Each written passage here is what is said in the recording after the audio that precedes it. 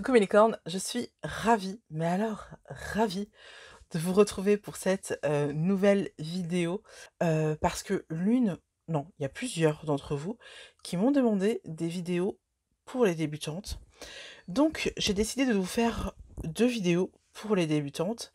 Une vidéo sur les livres que je conseille aux débutantes et ensuite je vais vous faire une vidéo sur les 10 conseils pour moi pour débuter en sorcellerie. Je tiens à vous remercier.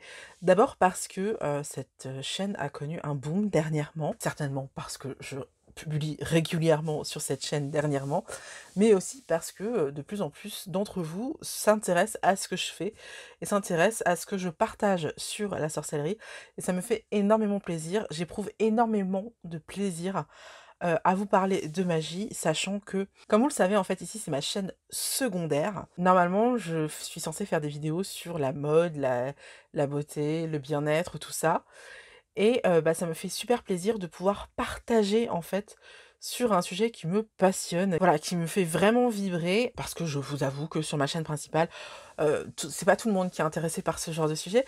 Donc voilà, ça me fait énormément plaisir et d'ailleurs, je voulais vous remercier également de m'avoir demandé mon avis, tant sur, les 10 conseils que je peux donner à une sorcière débutante, que sur les livres pour débutantes. Donc aujourd'hui, comme vous avez pu le voir dans le titre, ce qu'on va voir, ça va être les 10 conseils que j'ai à donner à une sorcière débutante, sachant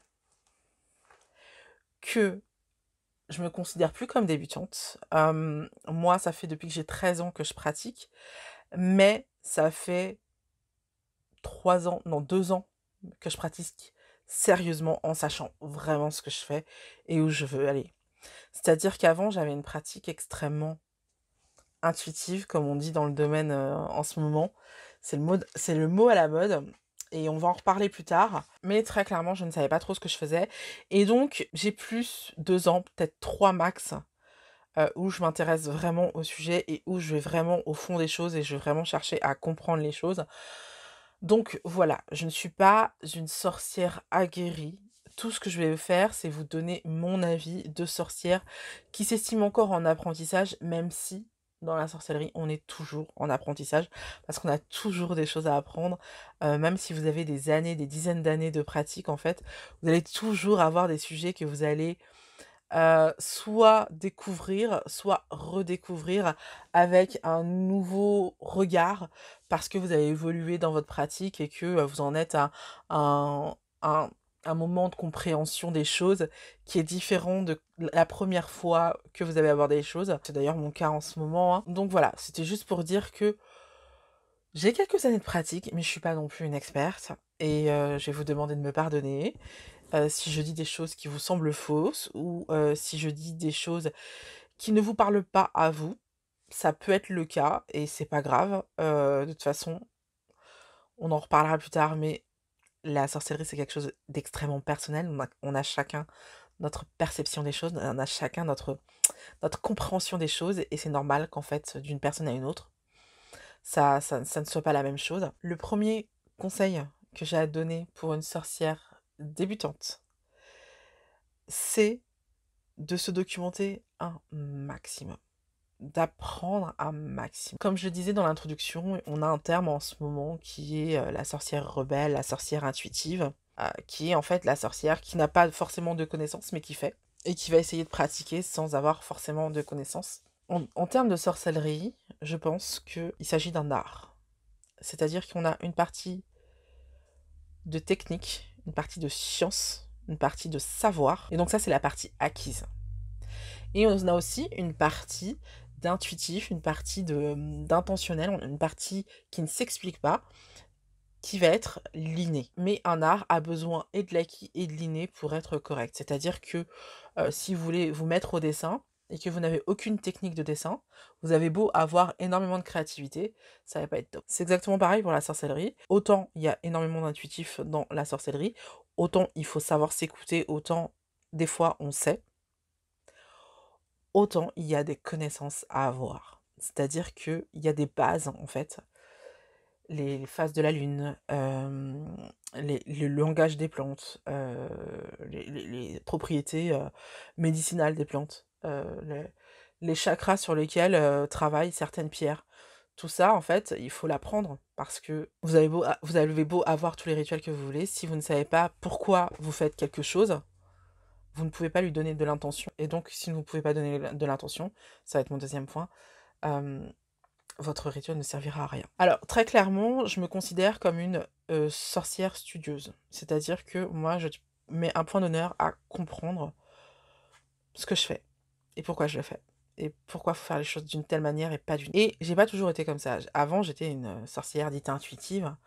Donc, je me suis lancée comme ça dans la magie à 13 ans parce que je ne savais pas ce que c'était. Et à l'époque, on n'avait pas beaucoup de sources pour la magie. On avait juste des petits magazines comme ça qui sortaient. Oh là, le truc, il a vécu, hein.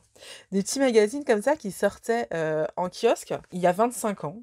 Parce que j'ai 38 ans, donc il y a 25 ans, quand j'avais 13 ans, les journaux, c'était vraiment les médias les plus importants et les médias les plus suivis et les médias auxquels on avait le plus confiance.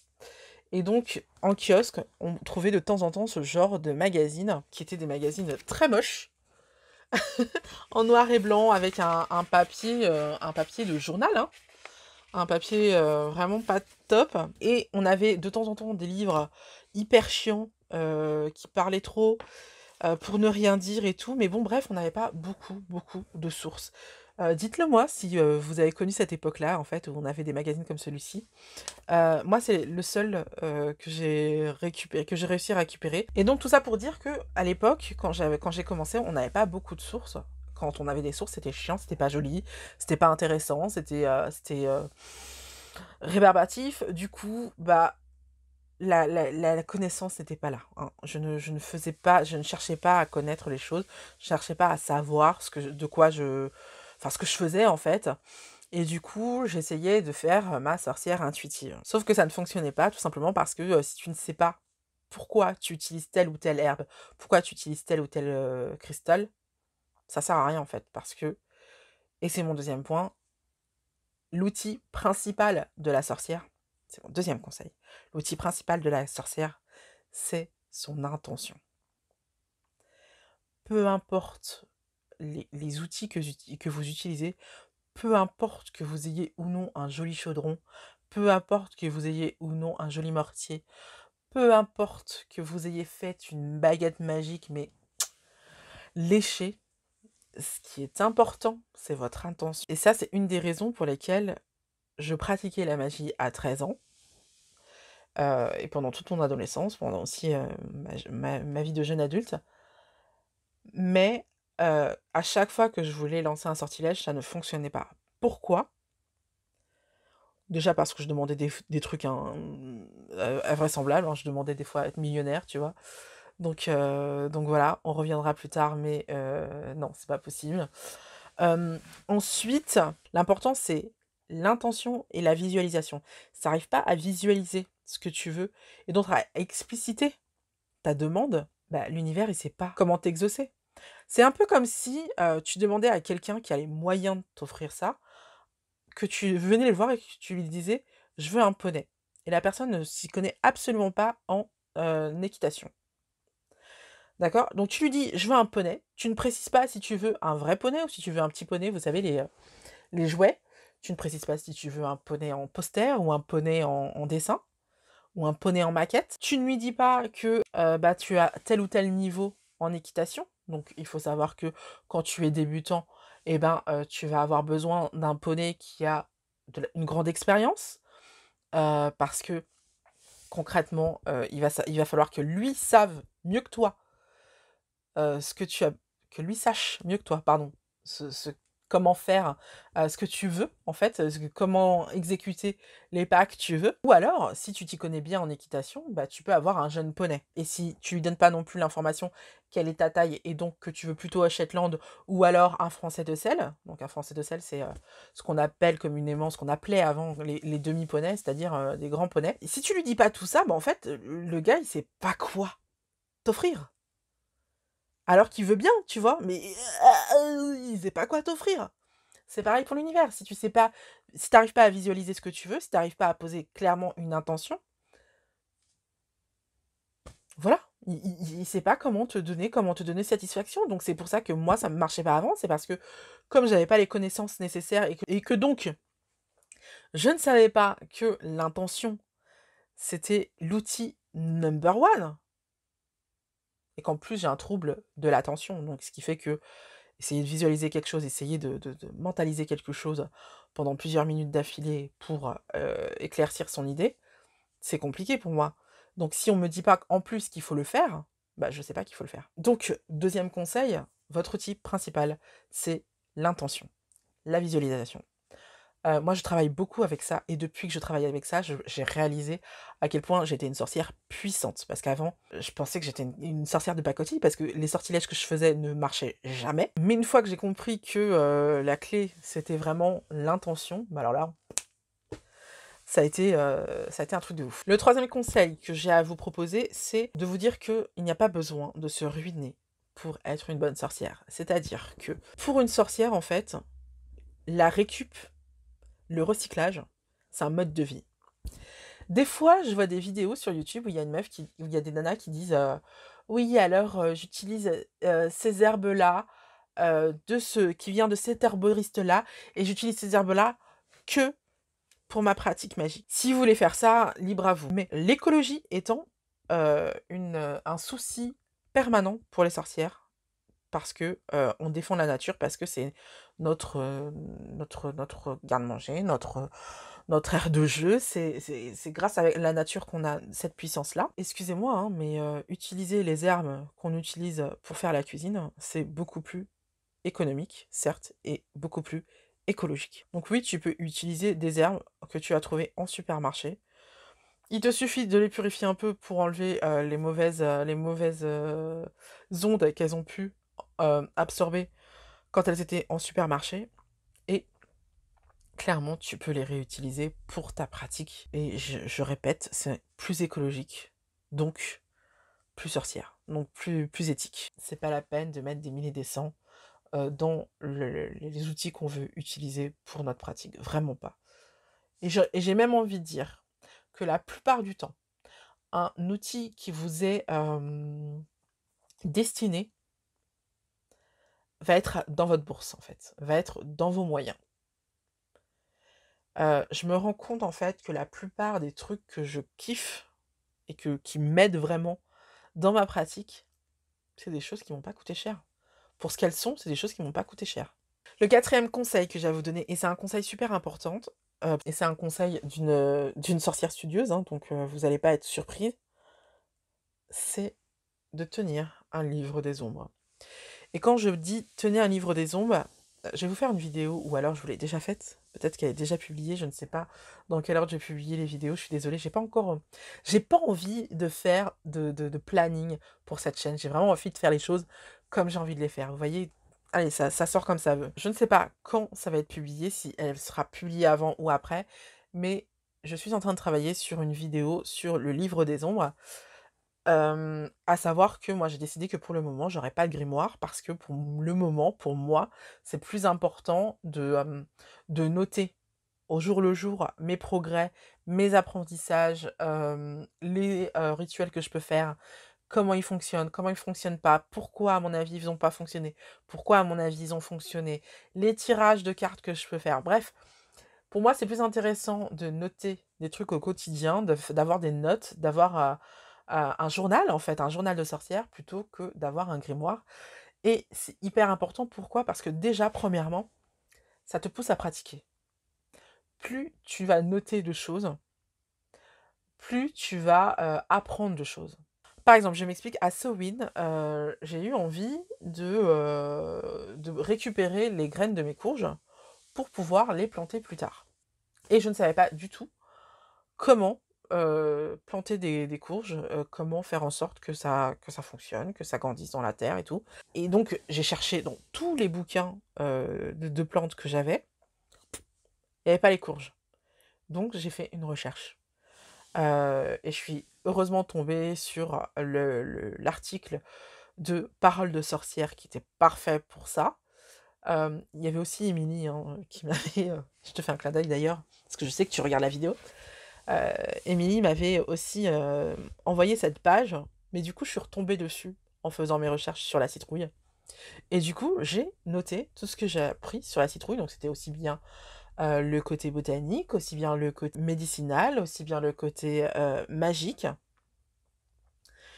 et j'ai intégré ces informations. Donc le fait de noter et le fait vraiment de noter les choses qu'on apprend en fait, ça nous permet vraiment de les intégrer et ça nous permet vraiment d'avancer dans notre pratique. Le livret des ombres va également, vous permettre plus tard, de voir l'évolution, votre évolution.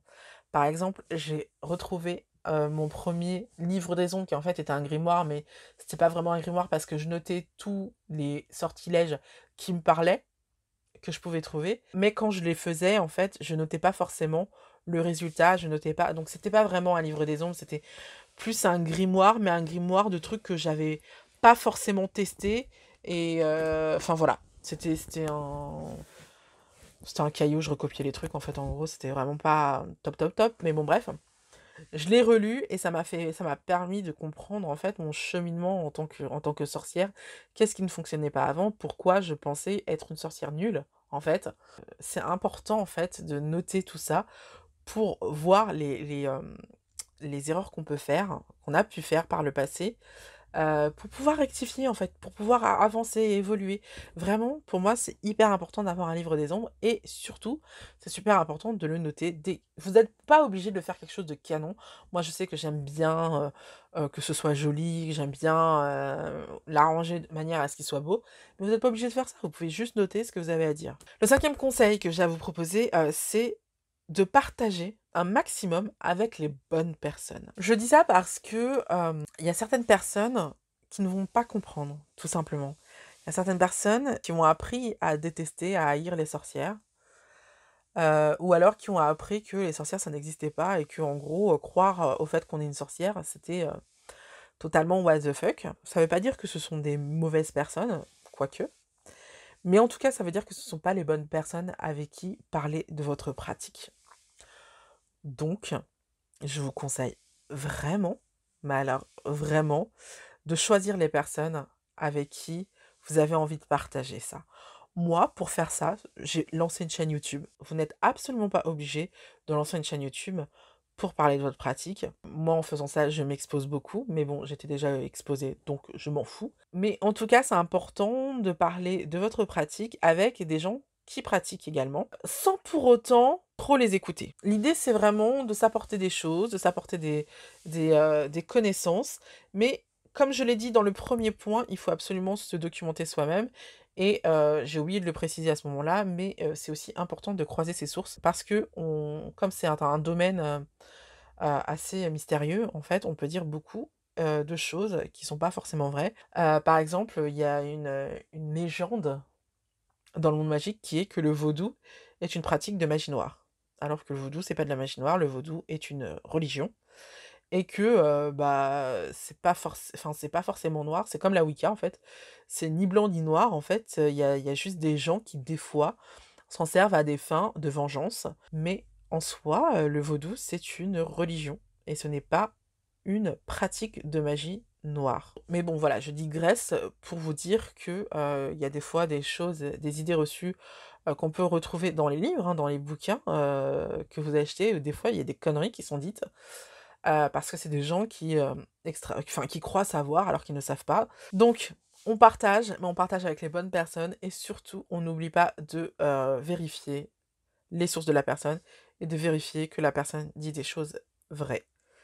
C'est important, mais ça aide énormément de partager sur des choses, ça permet vraiment d'avancer. La sixième chose, que je vous propose, comme conseil, c'est de toujours chercher à sortir de votre zone de confort.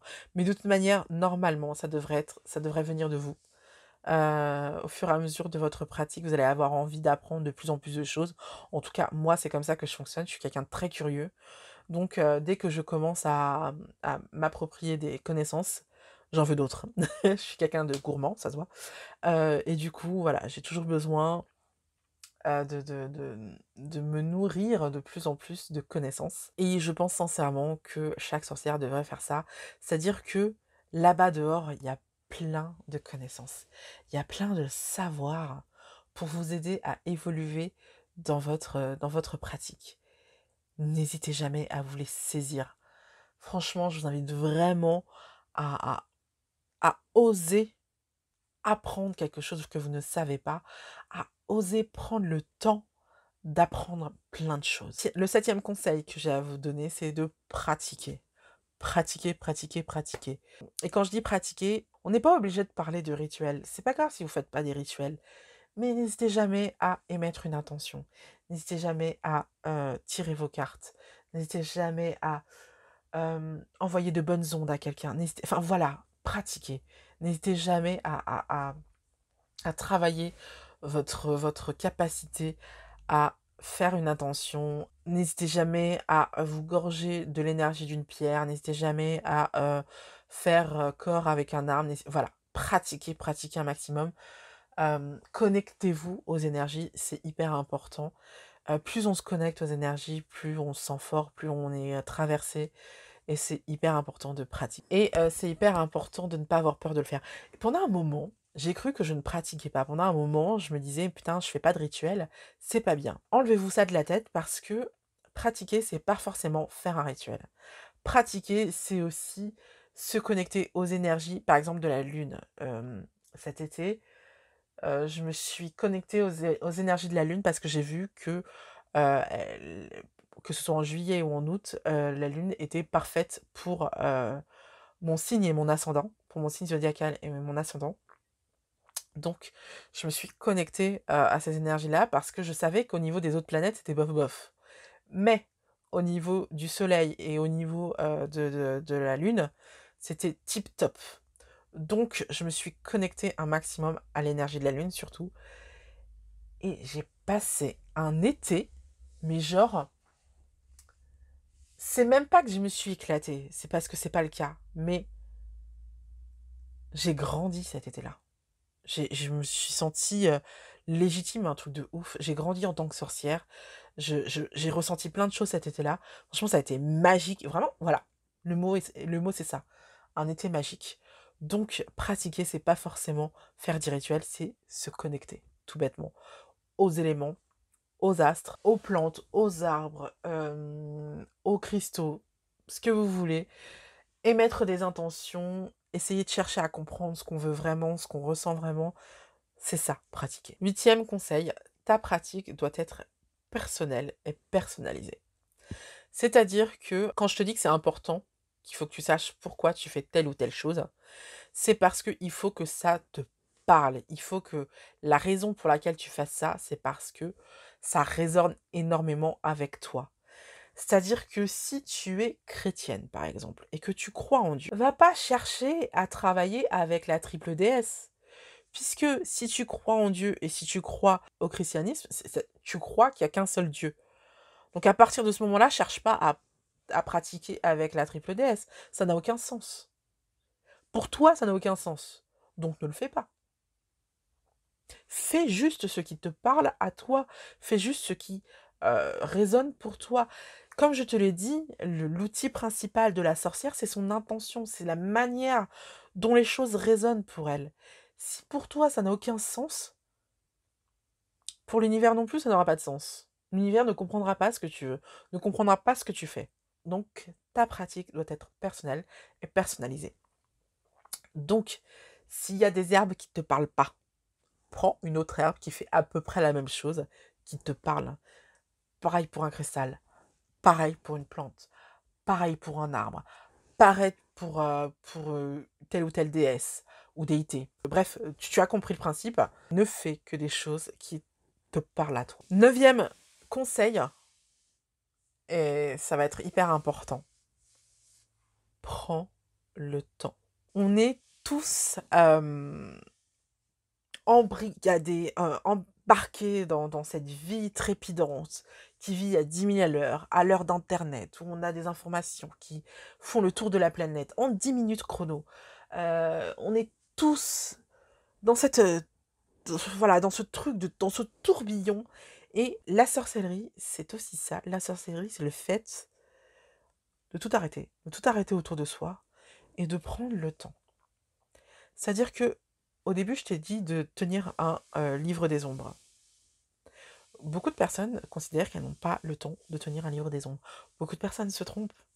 Beaucoup de personnes ne prennent pas le temps de tenir un livre des ombres. Quand tu émets une intention, quand tu fais un rituel, le fait de noter juste après, de rester dans cette énergie, de noter juste après ce que tu as ressenti, tout ça, ça fait partie du rituel. Et le fait de prendre ce temps-là, c'est que tu ajoutes encore de l'intention, tu ajoutes encore le fait que c'est important pour toi. Le rituel que tu viens de faire a de l'importance. C'est pas un truc juste que tu fais parce qu'il faut faire, c'est pas un truc que tu fais vite fait. Et je dis pas que ça marchera mieux. Je sais pas. Je dis juste que c'est important de t'accorder le temps de poser les choses. On n'est pas obligé d'être dans le speed. Enfin, mon dernier conseil, c'est que la magie, ça n'est pas magique. La sorcellerie, c'est pas sorcier. C'est mes phrases préférées. Mes 2 phrases préférées. Qu'est-ce que ça veut dire? Ça veut dire que la sorcellerie ou la magie, c'est pas quelque chose de miraculeux. D'accord? C'est pas quelque chose de ouf que tu peux concrétiser là comme ça par un claquement de doigts. C'est pas parce que tu pratiques la sorcellerie que demain tu pourras déplacer les objets par la pensée. Moi, quand j'étais ado et que je faisais de la sorcellerie, je demandais par exemple à être millionnaire. Mais je faisais rien pour ça. Ah, forcément, ça marchera pas. La sorcellerie, c'est demander à l'univers en fait de te guider vers ton chemin, vers l'objectif que tu t'es imposé. Mais en aucun cas, la sorcellerie peut faire tout le taf à ta place. En aucun cas, du jour au lendemain, je peux devenir chanteuse si j'ai pas une voix intéressante, si j'ai pas une fibre artistique intéressante. C'est pas possible. Et il peut pas me donner comme ça. Non, soit je l'ai, soit je l'ai pas. Si j'ai rien à apporter, on va pas me propulser chanteuse de variété ou chanteuse, je sais pas moi, de jazz, euh, alors que je sais pas faire.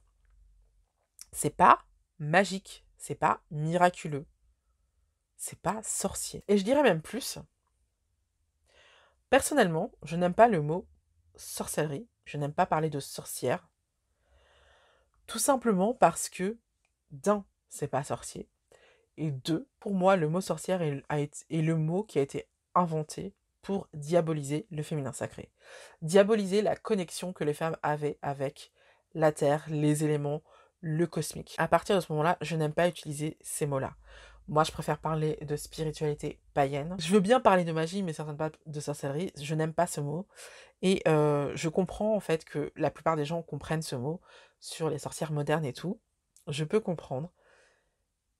Mais il faut bien avoir conscience que ce mot signifie, en fait, des personnes qui forniquent avec le diable et des personnes qui sont hérétiques. Or, nous sommes juste des femmes savantes, sachantes, qui se gorgent d'un savoir ancestral. Mais écoutez, sur ce, je pense que la vidéo a duré assez longtemps. Hein, on va se dire que je vous dis à très très vite pour de nouvelles aventures. Normalement la semaine prochaine, parce qu'en ce moment, je publie beaucoup. Donc voilà.